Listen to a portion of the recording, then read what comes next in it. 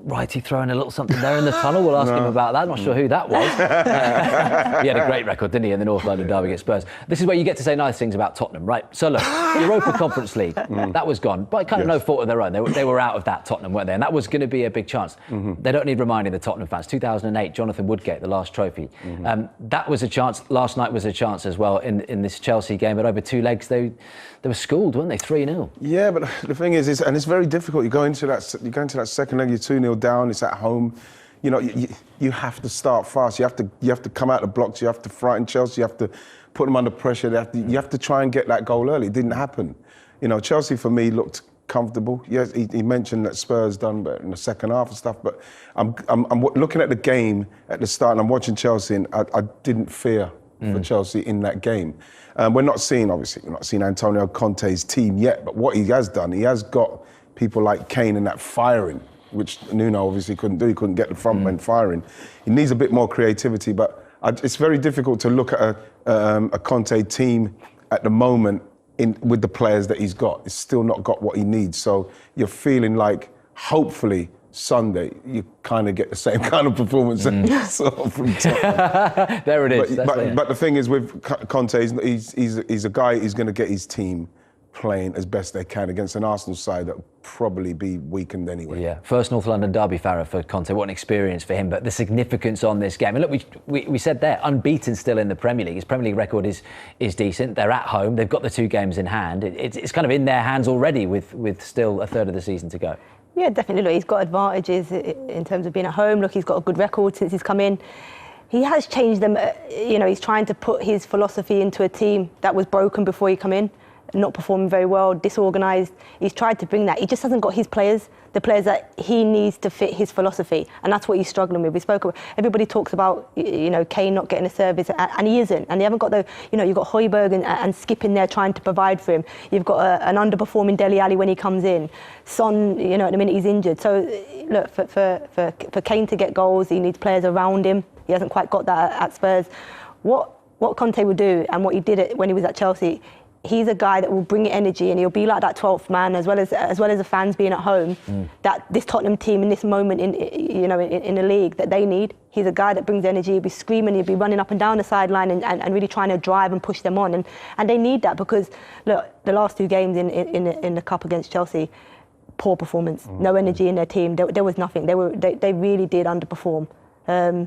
But I think with him on the sideline, they've got just that little bit of an advantage over Arsenal, even though both teams come into the game in form in terms of results. Just nothing. Listen, I want to try. Listen, Monday morning. You move further away from me, by the way. I can get closer. I know we've got to be sensibly safe. I think as far as Spurs are concerned, I looked at the 2 games against Chelsea, and they sum up where Spurs are now. A lack of quality, and the fact that all of the goals were mistakes. They were all self-inflicted goals. And this is the problem. You're talking about a fixture for leaders, for people to stand up to be counted. And there are very few leaders in that Tottenham team. I think there are people who have had lots of chances to show themselves to be big players, show themselves to be leaders, and they've failed, and that's why they need surgery. And I look at this squad now. This month in particular is a chance for Tottenham to decide what they want to be. They've got arguably the best manager they have ever had. In the Premier League. He's a serial winner. He knows all about the London derby concept from his time at Chelsea. He will know all about the intensity of this fixture, but are his players up for it? Kane is, but Kane doesn't have Son. Son's injured. And this is the guy who, if there are going to be holes to find in the Arsenal team, Son can find them. Moore is decent, but I don't think Moore is in Son's class. And that, is, for me, is a big reason why I think Arsenal will win. I think Arsenal are a better side. I think Spurs have to look at their recruitment. They could have signed Tomiyasu, who looks a super player at right back. Instead, they signed Emerson Royal, who wasn't good enough defensively. I think there are other areas in the Tottenham team that need work, and Conte's been calling for it, but so far they haven't got it. So if they need surgery, and Antonio Conte's the surgeon, are you amazed that we're, 13 days into the January transfer window? There's no way, right, is there, that Conte comes to a team like Tottenham and doesn't have assurances from Levy that he can spend money? Maybe that's in the summer, but they need it now, as Farah said. You like to think that if you're going to get a manager of that calibre, you know, and he's proven everywhere he's gone. There must be some assurances that I can buy who I want to buy, and you know that's got to happen. And if you're Daniel Levy and you now end up with a Antonio Conte, and we see the same things happen, you know, we saw it with Pochettino. He just needed that. He needed it right when he needed it, after the Champions League final, leading in, even before leading in, it needed to be done. He needed new players. He needed to freshen it up, not for himself, but even just for the players, for him, for them to go, right, bam, Champions League final, here we go again. We're talking about Pochettino. They were second, third, fourth, in and around the Premier League. They were there, and he didn't back him. So to get Conte, and then you kind of like lucked out. He's got him. You have to now make sure that you back him and give him everything he wants. See, this period right now, there is this game, but also they've got the games in hand on Arsenal. If they win those games, they move above them into fourth. Sorry, on Arsenal and West Ham. Yeah. They win those games, they move into fourth place. One of those games is against Chelsea, so you may as well forget that game right now because they're not winning that game. And that's why it's so remarkable that we're in the second week of the January transfer window and they haven't got any reinforcements. Could they beat a Wolves side that are really capable defensively? I don't think so. They're not going to beat Manchester City. Leicester are getting back to a little bit of confidence, and you know, Southampton. You never know what Southampton you're going to get. I look at that list. Maybe one of those games I could say with any certainty they would win. The others, I don't think so. Yeah, and we know what Antonio Conte is like. Right, you mentioned it there. Everywhere he's been, even at Chelsea, he spends money. Inter Milan, the reason that he left Inter Milan was because the squad was being pulled apart. It was decimated, wasn't it? He was losing Lukaku, he was losing all of his big players. And I just would love to have been a fly on the wall in that conversation with Daniel Levy when he signed, because I drove in this morning and a lot of Spurs fans saying we've got the best manager that we've had, and they included Poch in that. The best manager that we've had in the Premier League era. And we've already not backed him at this stage. I appreciate it's really difficult to do business in January. You know, a lot of Spurs fans say, well, hold on, why haven't we got Coutinho on loan? Why aren't we getting these numbers in? We're going for the top 4, Villa are going for the top 10. Yes, and fans will look at that and they'll see that, because you think to yourself, from a creative point of view, maybe in Conte's eyes, he's not the player for him, but from creative point of view, Coutinho he's there.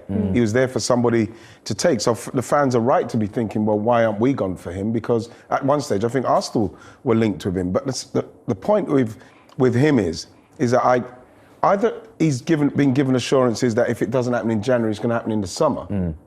So, you know what I mean? Just as long as we could get as close as we can, and then we'll have a real goal next year.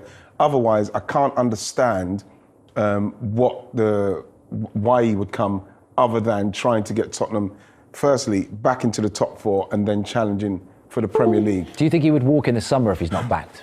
The kind of guy that he is. He's explosive, isn't he? As great as he is. He is explosive, but like what we're going to see, I think, in this window is that if we start hearing that they wanted this and this didn't happen and it might happen in the summer, that's why he might stay in the summer, because they can't do it now.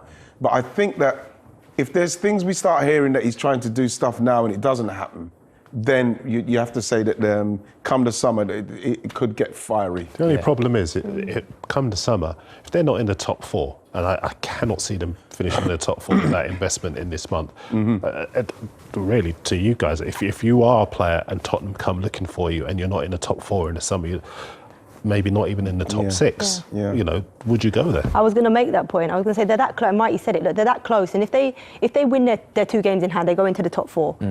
They need players to then sustain it between now and the end of the season. If they're in the top 4, come the summer, in terms of what they can then bring in and what the attraction is there, it's completely different. They fall outside that top 4, outside of Europe, there's no attraction for players to go there. Yes, they've got a fantastic stadium. Yes, they hold this name. Yes, they've got one of the greatest managers, but it's not a draw. It's not a draw for a top player.